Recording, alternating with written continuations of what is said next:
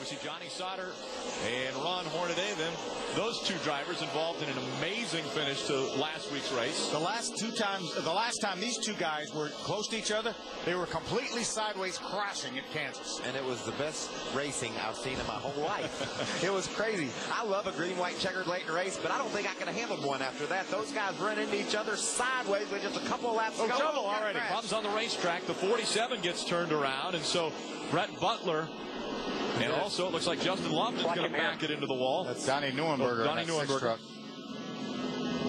And unfortunately, those two drivers are teammates, both out of Rick Ware's stable. So that was a costly lap for Rick Ware. You're right. A lot of damage to Donnie's truck. He had a top 10 finish this year. Come on, pit this time. You have to figure maybe Neuenberger let off the gas and. Hey guys, we need to come in here. And possibly someone got into the back of him. Either that or these straightaways are banked so much, Phil. If you abruptly hop out of the gas, the back end will just come around on you. That could have possibly happened as well. And he may have hit the brakes at the same time, which would really accelerate that situation. It was folding underneath Brett Butler's number 47, Donnie Neuenberger in the 6 with extensive damage to the back of that truck. Would you believe Kyle Busch in his brief career has just passed Mike Bliss for the 5th all-time in laps led in the Camping World Truck Series? Yeah, you know who has the record and about what number he is as far as laps led in this series? The name probably is easy. I got to say Ron Hornaday. Ron Hornaday is the name, and he is closing in on 9,000 laps. We can see on the top of the screen there, Brett Butler was in it, down under another truck. He got loose because he was down, pinched down on the inside.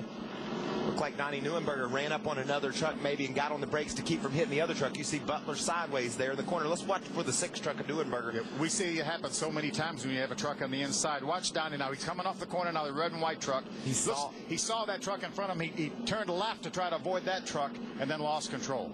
Be a better view of it, hopefully up top. You can see Neuenberger coming off the corner. He's closing fast on Jen Cobb, and he turns to keep from hitting her.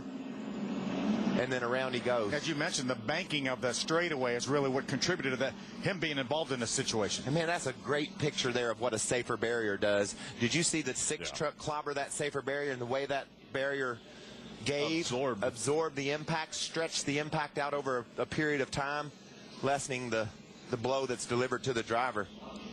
Check this out. Let's watch this barrier give. That's exactly what that thing is for. That's what it was designed for. And what a tremendous job that barrier does. And, you know, you used to come here and just dread possibly blowing a right front tire. Not that it's any fun now, but it's a whole lot less than it used to be. A couple of guys had some career-ending crashes here, broken bones. You hit a wall here at Dover back when the walls were concrete. That's what I'm going to tell my kids about one day. Man, Daddy used to race when the walls were concrete. Can you believe that? When you didn't have to walk to school both ways uphill in the snow? We did a little bit of that, too. Now Timothy Peters on the outside, that number 15. These guys Benson able to clear them. Mike Skinner getting by as well. Guys working through some lap traffic. This track is really a lot about momentum, Phil. You have to be down on the gas so much. If you catch a lap truck in the wrong place and you lose that momentum, or if you get a run on a guy and your front end gets to push a little bit and you get tight and you have to let off the gas, man, you can lose a half a straightaway in one of those moments as you described. Yeah. And if you catch traffic or lap traffic the wrong way, trouble. Max Pappas off turn 2. Hard contact. Max Pappas has a problem with the right front, blew the tire, got into the wall. Yeah, I'm okay. And you got the response like there. The right front went down. Yeah, okay. That's hard contact for that Geico truck. He was running in the 10th spot. Been a tough day all around for Max. Unfortunately, was not able to qualify for the Sprint Cup race this weekend. But just here, just trying to get experience, gain experience. He's getting better and better and better. And he was really doing a nice job in this truck running in the top 10. And looks like the right front tire went down. So our third caution of the day comes out. This time it's Max Pappas. We take a look. Oh, yeah. That's the wrong place to have that happen, too, man. He's just along for the ride. And these guys now have 50-some laps on tires. It'll be interesting when they pit for our pit reporters to get a look at these tires. Is there going to be right front issues? We didn't think so. There's another shot of that safer barrier giving, too, because fortunately for Max, he was able to hit that safer barrier. We heard him say, I'm all right, and just didn't even knock the wind out of him. And that wouldn't have been like that 4 or 5 years ago. That's exactly right, Phil. The advancements made in safety for this series has just been unbelievable. To be able to crash like that at Dover and roll to pit road, I'm okay. Well, Rick, from this point forward, Kyle Busch Motorsports will pretty much run brand new chassis. Items that they've course of the season. But this truck that Kyle has today is number 128. It's an old chassis that they inherited when they purchased Express Motorsports. Kyle said he really likes the way the truck handles, and he hopes they'll use it again sometime throughout the season. Right behind him, Ron Hornaday, who has gotten very free. He was tight through the first run, and they made an air pressure adjustment on the right front for that number 33 Longhorn Chevrolet, and now he's a little bit too free. 46 truck is in the wall, guys. Trouble for the 46 team, and also the 5 of Mike Skinner. There's some contact that was made, and you see the tire rubbing. The front end of that truck has been pushed back. Mostly on the right side. He got the left front, and then the ball got the right side. You wonder if that might have been related. 46 of Terry Jones right there, and Mike Skinner in the 5. You saw the obvious damage on the left front corner of that 5 truck. Yeah, because Skinner had said he got the left front and the wall got the right. So I think that he might have been the 46 truck there. I didn't see a great deal of damage to the right side of the truck when we caught a glimpse of it. A lot of damage to Terry Jones's truck, though. That's some of that racing through lap traffic, I'm sure, that we've talked about, Phil, and how difficult it is to time these moves and to keep from losing all your momentum.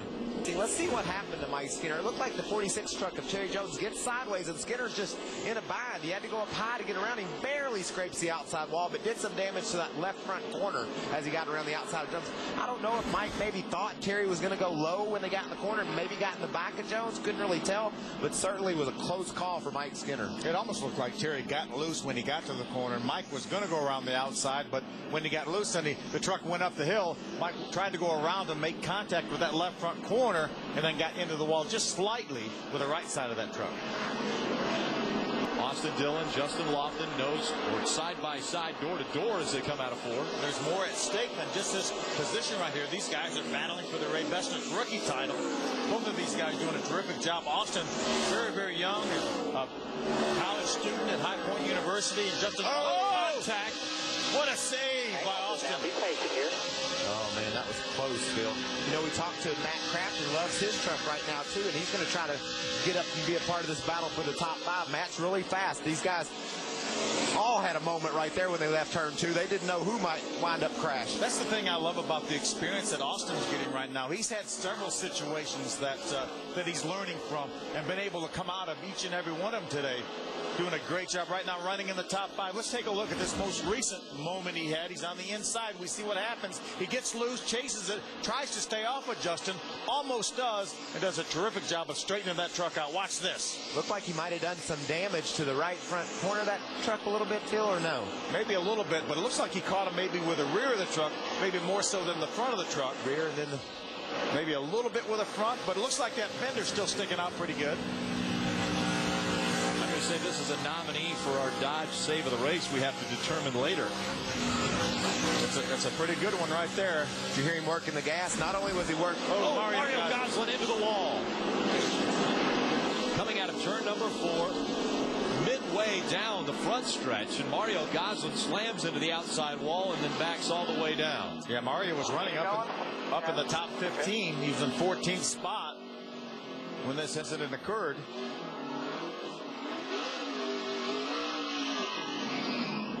That looked like this is not a considerable amount of damage. He does have a little bit of damage to that left rear corner.